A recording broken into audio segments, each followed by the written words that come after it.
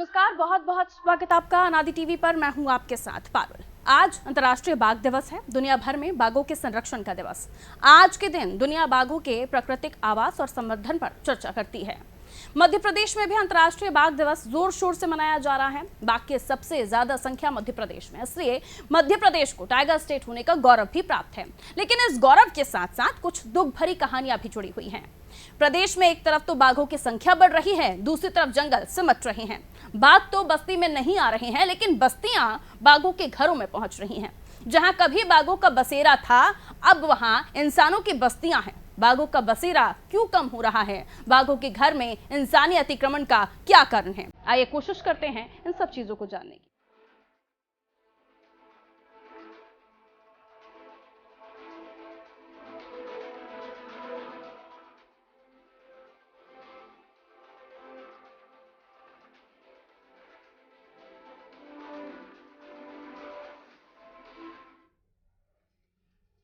बाघों की गुर्राहट टकरा रही है। खुले जंगल में विचरण करने वाले बाघ अब पगडंडियों पर हैं। लड़ झगड़ कर बाघों ने समझौता भी कर लिया। वो चिड़ियाघर के बाघों की तरह मिलकर रह रहे हैं। शावकों में भी जंगल का राजा बनने की कोई होड़ दिखाई नहीं देती। ये सब सुनने में अजीब लग सकता है, मगर हालात जस के तस रहे तो कुछ सालों बाद टाइगर स्टेट के जंगलों की तस्वीर ऐसी ही हो जाएगी तो आश्चर्य की बात नहीं हो। दरअसल प्रदेश में जैसे तैसे बाघ बढ़ते जा रहे हैं, वैसे वैसे उनका बसेरा कम होता जा रहा है। शहरों का विस्तार और गांव के खेत जंगलों की हदों पर कब्जा कर रहे हैं। नतीजा ये कि बाघ आबादी वाले क्षेत्रों का रुख कर रहे हैं। बाघों में संघर्ष भी छिड़ गया है। आपसी संघर्ष में 6 साल के अंदर अंदर 119 बाघों की मौत हो चुकी है। मध्य प्रदेश में बाघों की संख्या के हिसाब से 31,000 वर्ग किलोमीटर वन्य क्षेत्र की दरकार है, लेकिन यहाँ पर टाइगर रिजर्व में कुल 10,174 वर्ग किलोमीटर का क्षेत्र है। प्रदेश में 11 सेंचुरी और 3 नेशनल पार्क बनाने का प्रस्ताव धूल खा रहा है। साल 2022 की बाघ गणना में बाघों की संख्या 700 से अधिक होने की उम्मीद है, पर हमारे पास संरक्षित क्षेत्र वही है जो 20 साल पहले है। वन विभाग की ओर से श्योपुर, बालाघाट, मंडला, छिंदवाड़ा, शहडोल, डिंडौरी, सागर, खंडवा, जबलपुर, इंदौर, सिवनी, नर्मदापुरम में वाइल्ड लाइफ सेंचुरी बनाने की तैयारी थी। रातापानी, ओमकारेश्वर, मानधाता को नेशनल पार्क बनाने का प्रस्ताव था। ये प्रस्ताव कांग्रेस सरकार के समय तैयार किए गए थे। सरकार बदलने के बाद इन प्रस्तावों को ठंडे बस्ते में डाल दिया गया। बाघों के एक नेशनल पार्क से दूसरे में जाने के लिए कॉरिडोर बनाए जाने पर भी 15 साल से काम चल रहा है। ये कॉरिडोर आज तक नहीं बन पाया। बाघों का कुनबा बढ़ना सुखद समाचार है, लेकिन इस बढ़ते कुनबे के लिए आवास कहां है? ये बड़ा सवाल अपने आप में है। बाघों की बढ़ती संख्या के बीच अब बाघों का नया बसेरा कैसा होगा? जंगल में इंसानों के बढ़ते दखल को कैसे कम किया जा सकेगा? इन सवालों के जवाब तलाशने की कोशिश होगी। जुड़ेंगे हमारे साथ एक्सपर्ट्स, जिनके साथ हम चर्चा करेंगे और जानने की कोशिश करेंगे कि आखिर बढ़ते बाघों की संख्या, लेकिन जो घटता बसेरा है, उसका हल क्या है। विवेक हमारे साथ बने हुए हैं, उनसे हम जान लेते हैं इस चिंता पर उनका क्या सोचना है, उनका क्या विचार है। क्योंकि लगातार बाघों की संख्या तो अब हम देख रहे हैं कि एक अच्छी खबर ही है कि बढ़ रहे हैं, लेकिन उनके लिए तैयारियां हैं क्या? उनके लिए वो उतना एरिया उपलब्ध है जिसमें वो आराम से रह सकें? टेरिटरी फाइट जैसी बातें, या फिर उनके व्यवहार में बदलाव कि वो जू में ही हमेशा रहें? विवेक,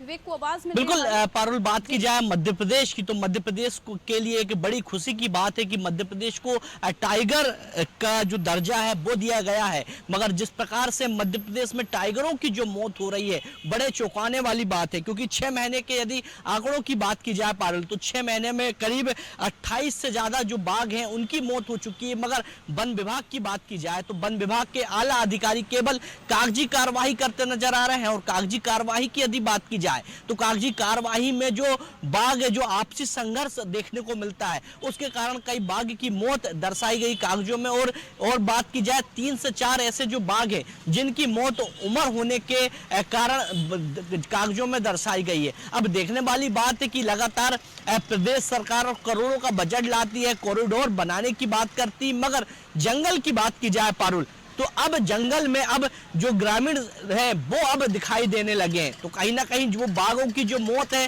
कई कारण ऐसे भी हैं कि जो अब जो जंगल है वो साफ होते हुए दिखाई दे रहा है और जंगल की जगह अब ग्राम दिखाई दे रहा है, जिसके कारण जो मौतें हैं वो कहीं ना कहीं साफ होते दिखाई दे रही। मगर बात की जाए प्रदेश सरकार की, तो लगातार प्रदेश सरकार द्वारा बाघों के लिए तमाम कोशिश की जा रही है। कॉरिडोर बनाने जा रहे हैं, अभयारण्य बनाने को लेकर भी विचार किया जा रहा है। क्योंकि बात की जाए कांग्रेस सरकार की, तो 15 महीने के कार्यकाल में कमलनाथ सरकार ने अभयारण्य बनाने को लेकर विचार किया था। और प्रदेश सरकार की बात की जाए तो लगातार प्रदेश सरकार द्वारा अभयारण्य के विस्तार को लेकर भी चर्चा की जा रही है। क्योंकि बात की जाए रातापानी अभयारण्य की यदि बात करें तो सबसे ज्यादा जो टाइगर हैं वो रातापानी अभयारण्य में है। उसी प्रकार बाकी नेशनल पार्क की बात की जाए पारुल, तो बाकी नेशनल पार्क में भी जो टाइगर हैं उनकी देखरेख के लिए करोड़ों रुपए का जो बजट है वो खर्च किया जा रहा है। मगर मौतों की यदि बात की जाए तो लगातार मौतों के जो आंकड़े हैं वो बढ़ते जा रहे हैं। क्योंकि अन्य राज्यों की बात की जाए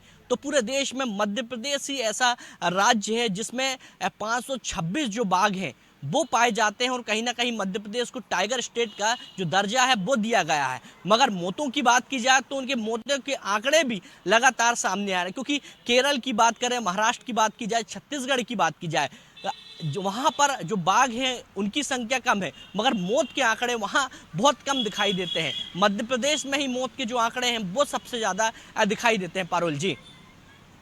बिल्कुल विवेक, अब देखना ये होगा कि तमाम प्रयासों के बाद क्या बाघों को बचाने में कामयाबी हासिल हो पाती है। क्योंकि ये प्रयास मैं इसलिए बोल रही हूँ कि प्रयास बताए जाते हैं कि बाउंड्रीज बनाई जा रही हैं या फिर एरिया को डेवलप किया जा रहा है, नेशनल सेंचुरीज बनाने की बात की जा रही है, लेकिन धरातल पर कुछ दिखता नहीं है। और यही हमारे एक्सपर्ट्स भी, हम जब इस कार्यक्रम को करते हैं अलग अलग समय पर, तो वो भी कुछ इसी तरह की बातें भी बताते हैं। लेकिन बाघों के हो रहे शिकार, बस्तियों का पसराव जो कि जंगलों की तरफ हो रहा है, घटता बाघों का बसेरा और बढ़ते कंक्रीट के जंगल, ये विषय है आज हम जिस पर चर्चा कर रहे हैं। क्योंकि बाघ दिवस है, लेकिन इस दिवस पर सिर्फ बातें ही ना हो, कुछ एक्शन भी हो। बहुत शुक्रिया विवेक जानकारी के लिए। तब देखना ये होगा कि आज के दिन, क्योंकि बाघ दिवस तो मनाया जा रहा है, राज्यों में बाघों की गणना हो रही है, गिनती हो रही है। हमारे राज्य में भी आने वाले कुछ समय में बाघों की गणना होगी और उम्मीद है कि हम संख्या में और भी ज़्यादा बढ़कर ही आएंगे। लेकिन हम देखें तो बाघों की संख्या तो बढ़ रही है, लेकिन उनकी संख्या के बढ़ने के साथ ही क्या उन्हें वो एरिया दिया जा रहा है जितनी उनकी रिक्वायरमेंट है?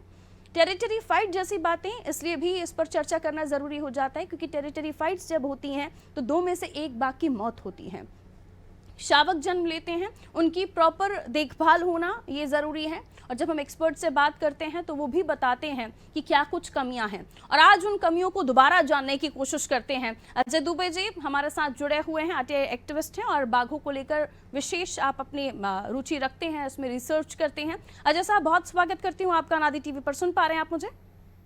जी नमस्कार।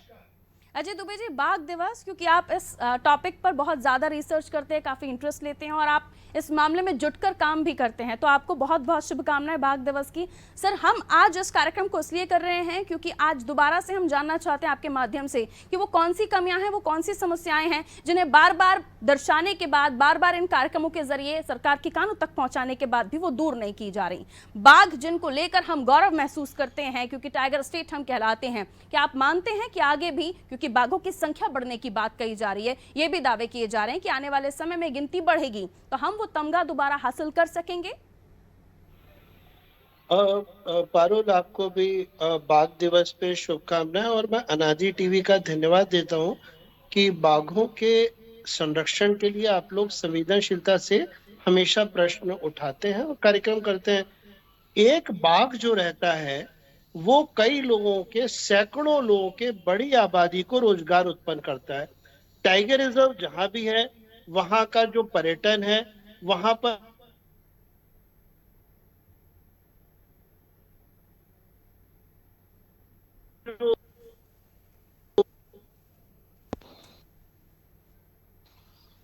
हेलो जी सर, आवाज आ रही है? हेलो, मेरी आवाज? जी, आपकी आवाज मिल रही है सर। जी, बाघों का संरक्षण राज्य की आर्थिक स्थिति को बेहतर बनाता है। टाइगर रिजर्व से पर्यटन होता है, लोगों को रोजगार मिलता है। हमारा ये कहना है कि बाघों के संरक्षण में हम आज बहुत खुशी मना रहे हैं,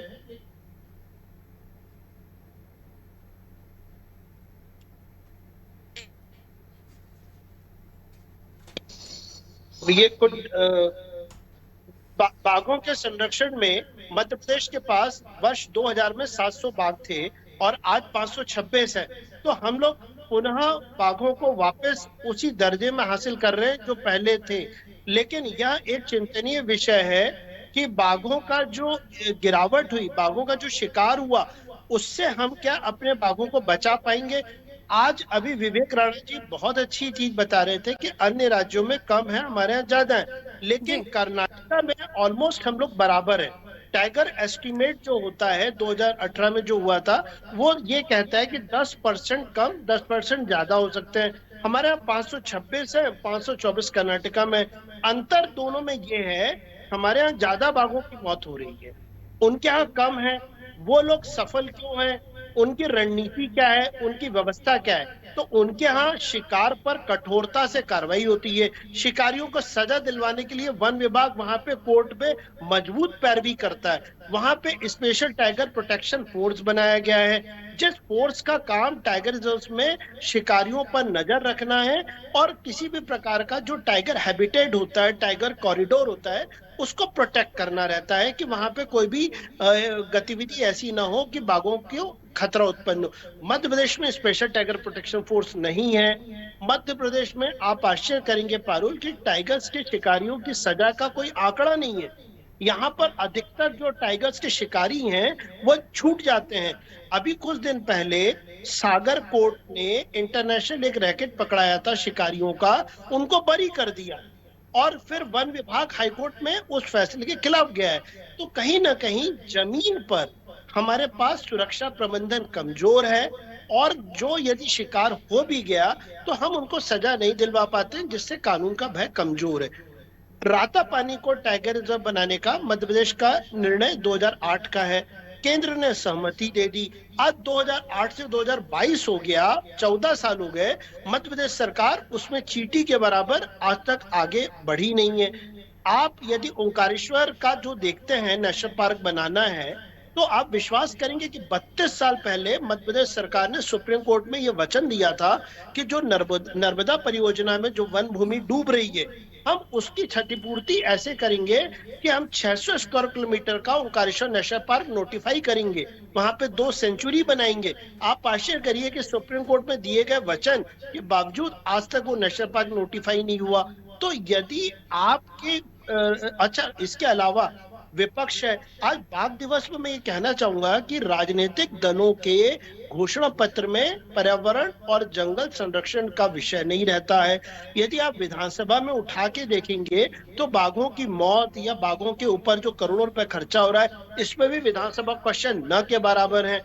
तो राजनेताओं में जो सरकार चलाते हैं या जो विपक्ष में रहते हैं, वो यदि पर्यावरण संरक्षण पे या बाघ संरक्षण पे नहीं क्वेश्चन करेंगे, नहीं बात करेंगे, तो सरकार निरंकुश रहेगी और वन विभाग की जो गड़बड़ियां हैं उन पर रोकथाम नहीं लगेगी।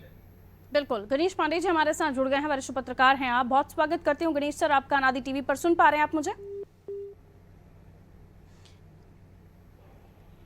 ठीक है, लगता है संपर्क हम दोबारा से करने की कोशिश करेंगे, फिलहाल डिस्कनेक्शन हुआ है। अजय साहब, जो तमाम बिंदुओं पर आपने अपनी बात रखी काफ़ी महत्वपूर्ण है और हम इसको लेकर लगातार चर्चा भी करते रहे हैं, इस विषय को बार बार उठाते रहे हैं, लेकिन उसके बावजूद भी एक पॉइंट जो आपने बताया अभी कि सुप्रीम कोर्ट में इन तमाम बातों को रखने के बाद ओमकारेश्वर के आसपास की जो भूमि है उसको सेंचुरी में डेवलप करने की बात कोर्ट में तक कही गई, उसके बावजूद भी उस पर कोई बड़ा काम होता हुआ नहीं दिख रहा। एक्सपर्ट्स की टीम हमारे पास नहीं है, एक्सपर्ट्स हमारे पास नहीं है। इवन गणेश पांडे साहब जब पिछली बार हमारे साथ जुड़े हुए थे तो उन्होंने भी बताया था कि खुद मिनिस्टर ही उस डिपार्टमेंट को बहुत ज्यादा अच्छे से समझते नहीं है, क्योंकि टेक्निकल या फिर उस चीज का नॉलेज उनके पास बहुत ज्यादा नहीं है, तो उनका डिपार्टमेंट कैसे काम कर रहा होगा। अब जब एक्सपर्ट्स की कमियां हैं और वाइल्ड लाइफ यानी शेरों के साथ आपकी ट्यूनिंग होना या फिर आप उनके साथ किस तरह से डील करें, उनकी लैंग्वेज को समझना, उनके व्यवहार को समझना, ये आम लोगों का काम नहीं, एक्सपर्ट्स ही महज कर सकते हैं। पांडे साहब हमारे साथ जुड़ गए हैं। पांडे साहब बहुत बहुत स्वागत आपका अनादि टीवी पर। सुन पा रहे हैं आप गणेश सर? जी आवाज आ रही है, बोलिए। सर, हम आज बाघ दिवस पर बाघों को लेकर चर्चा कर रहे हैं। अजय दुबे भी हमारे साथ जुड़े हुए हैं। अजय जी ने भी बताया कि किस तरह से जो प्रयास बार बार किए जा रहे हैं, लेकिन वो प्रयास सिर्फ खोखले दिखाई दे रहे हैं, धरातल पर नहीं दिखाई दे रहा। फिर वाइल्ड लाइफ सेंचुरी की बात की जाए, रातापानी को लेकर डेवलप करने की बात की जाए, ओमकारेश्वर के आसपास सेंचुरी बनाने की बात की जाए, और उसके बाद एक्सपर्ट्स की टीमों का नाकाफी होना। पांडे साहब, देखिए, अजय दुबे ने बहुत संजीदा से, बहुत अच्छे ढंग से जो है सारी बातें रखी हैं। मैं भी उन्हीं की बात को थोड़ा सा आगे बढ़ाते हुए रातापानी सेंचुरी की जो बात कही जा रही है, एक्चुअली क्या है, मुख्यमंत्री शिवराज सिंह चौहान की इच्छा शक्ति ही नहीं है कि वो रातापानी सेंचुरी को टाइगर रिजर्व घोषित करें। उसकी वजह है ये है कि उनके जितने चहेते लोग हैं, भूमाफियाओं की नजर आसपास के इलाकों में, रातापानी से लगी हुई एक पूर्व सीएस की जमीन है एबी सिंह की, उन्होंने एक रिसॉर्ट बना लिया बगैर जो है एनओसी लिए फॉरेस्ट विभाग से। तो इस तरीके से चूंकि सभी वीवीआईपी लोगों के जमीनें वहां पे है, इसलिए सरकार नहीं चाहती कि वहां रातापानी सेंचुरी को टाइगर रिजर्व घोषित किया जाए। इसके पहले जो ओंकारेश्वर की बात हुई चल रही थी, अभी अजय दुबे ने ध्यान आकर्षित कराया आपका। ओंकारेश्वर, ये बात सच है कि जो है सुप्रीम कोर्ट में एफिडेविट देने के बाद भी सरकार अभी तक उस पर जो है कोई एक कदम भी आगे नहीं बढ़ पाई है। उसके रीजन ये है कि वहां पे जो फिशरीज माफिया सक्रिय है, वो नहीं चाहता है कि जो वहाँ ओंकारेश्वर नेशनल पार्क बने, क्योंकि अगर Omkareshwar national park 2 Mandhata century बनाने की घोषणा हो जाती है तो वहाँ मछली पालन उद्योग उनका नष्ट हो जाएगा, जो फिशरीज माफिया हैं उनके कारोबार बंद हो जाएंगे। इसलिए सरकार नहीं चाहती कि यहाँ पे जो है ओंकारेश्वर घोषित किया जाए। वहाँ पे अधिकारियों की पोस्टिंग हो रही है, सब कुछ है, लेकिन टाइगर रिजर्व जो कानूनी अधिसूचना जारी होनी चाहिए थी, वो सूचना आज तक जारी नहीं हुआ। और आप जब सरकार ही जो है सुप्रीम कोर्ट में एफिडेविट दे के मुकर जाएगी, तो आप देखिए कितना गंभीर है सरकार टाइगर या वन पर्यावरण को बचाने के लिए। जी, लेकिन सर फिर आगे इसको लेकर प्रयास क्या किए जा सकते हैं? अगर जो इस क्षेत्र में काम करने वाले लोग हैं या फिर वाइल्ड लाइफ सेंचुरी को लेकर काफ़ी वो प्रभावित महसूस करते हैं, तो क्या वो कहीं आवाज़ उठा सकते हैं? सोल्यूशन क्या देखते हैं इसका आप? अगर आपको लगता है कि कोर्ट में तक कमेंट करने के बाद भी अगर सरकार उस पर ध्यान नहीं दे रही है, तो आवाज़ कहाँ उठाई जा सकती है? क्या फिर इसका हल है? देखिए, जो है अजय दुबे स्वयं एशियन लाइन के लेके जो है एक याचिका सुप्रीम कोर्ट में जो लगाई है, आज तक उस याचिका की सुनवाई नहीं हुई। तो जो पर्यावरण विरोधी माफिया है और वन्य प्राणी विरोधी जो है लोग हैं, वो नहीं चाहते कि इस तरीके की कोई हो। आप केवल न्यायालय का दरवाजा, जब सरकार गूंगी बहरी हो जाएगी तो आप कहाँ जाएंगे? न्यायालय जाएंगे। न्यायालय का दरवाजा ऑलरेडी जो है अजय दुबे ने याचिका लगा के खटखटा है, लेकिन वहां उनकी जो है जो याचिका लगाई गई है उस पर जो है अवमानना की याचिका है। सुप्रीम कोर्ट का डिसीजन हो गया, उसके बावजूद भी आज तक एशियन लाइन नहीं आया। हम चीता लेके आ रहे हैं, इसमें अपना दिल बहला रहे हैं। तो अब न्यायालय जब नहीं सुनवाई करेगा, तब फिर कहाँ जाओ आप कर सकते हैं, याचिका लगा सकते हैं। कौन सुनवाई करेगा ये तो जो है ऊपर वाला ही जाने, क्योंकि जो है सारे एनजीओ सक्रिय हैं। अजय दुबे सबसे बेहतर मध्य प्रदेश में इस दिशा में काम कर रहे हैं, लेकिन उनसे पूछिए कि वो कितने हताश और निराश हो गए इस मुद्दे को लेके। जी, अजय दुबे ज्यादा बेहतर बताएंगे क्या हो सकता है। बाकी की बात आपकी जुबानी। देखिए, वरिष्ठ पत्रकार आदरणीय श्री पांडे जी ने जो कहा है, हेलो जी सर, आ रही है आपके वो न्यायालय के बारे में उन्होंने सही कहा है। और न्यायालय में आप यकीन मानिए कि दर्जनों पेटिशंस, बाघों की मौत, रातापानी को tiger reserve, special tiger protection force बनाना, ऐसे कई मुद्दे न्यायालय में लंबित हैं। लेकिन हम ये पाते हैं कि कानून की लंबी लड़ाई में सरकार हावी रहती है, क्योंकि सरकार को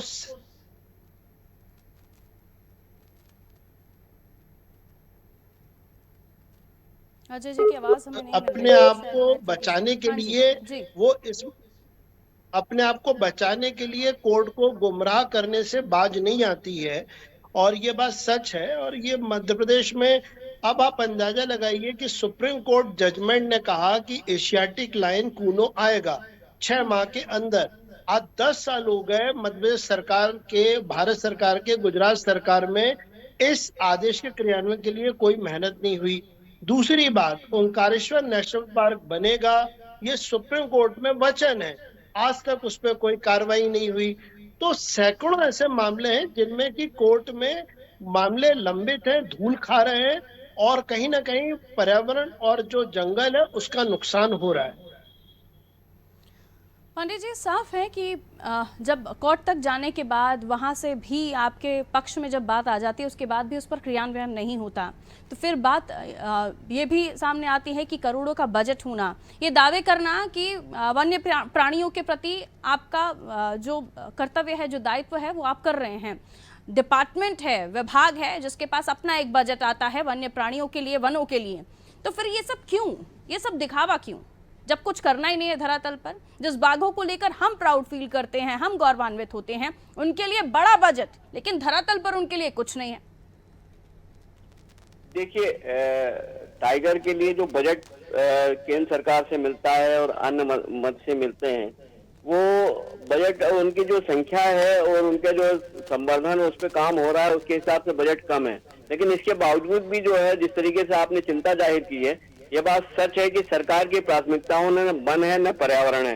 केवल है तो जो है उनके सरकार की प्राथमिकताओं में माफिया और जो है धन अर्जित करना, किसी भी तरीके से धन अर्जित किया जाए। अभी जैसे हाल ही में सुप्रीम कोर्ट ने एक और आदेश दिया है कि इको सेंसिटिव जोन 1 किलोमीटर के दायरे में आएगा। अब उसका जो है आज तक करीब 2 महीने हो गए, 3 महीने हो गए, अभी तक शासन ने उस पर कोई निर्णय नहीं लिया गया है कि इस पे क्या किया जाए। अगर 1 किलोमीटर के दायरे में आता है तो कई मतलब मुख्यमंत्री निवास तक उसके में अगर कोई काम हो रहा है तो बगैर जो है एनओसी के, वन विहार के एनओसी के काम नहीं हो सकता। और इसके अलावा करीब 150 नेशनल पार्कों के आसपास, खासतौर से उमरिया, बांधवगढ़ और ये पन्ना में जो माइनिंग चल रही है, छोटे बड़े माइनिंग चल रही है, और चंबल, तो वहां पे जो है वो उस पर रोक लग जाएगी। लेकिन अभी तक इसलिए इस पे सरकार एक्शन में नहीं आ रही है कि अगर ये हुआ तो जो है, जो नेताओं का अनैतिक कृत्य है और अनैतिक धन अर्जित करने का जो है साधन है, वो सब समाप्त हो जाएंगे। तो मध्य प्रदेश में देखा जाए तो वन एवं पर्यावरण के नाम पे विभाग भी है, हम चिंता भी जाहिर करते हैं, जैसे टाइगर इंटरनेशनल डे भी मनाया जा रहा है, लेकिन वास्तविक रूप से जो है उस पर ध्यान नहीं देते, उसको गंभीरता से चिंतन नहीं करते, हमें क्या करना चाहिए उस पर भी ध्यान नहीं देते। मध्य प्रदेश में बाघों की संख्या इतनी बढ़ गई है, एरिया वही है, एरिया बल्कि कम, अतिक्रमण की चपेट में और कम होते जा रहे हैं। हमें नए सेंचुरी बनाने की आवश्यकता है। 11 पूर्व कमलनाथ सरकार ने 11 सेंचुरी बनाने के लिए अपने सैद्धांतिक निर्णय भी ले लिया था, आज तक उस पर अमल नहीं हो पाया।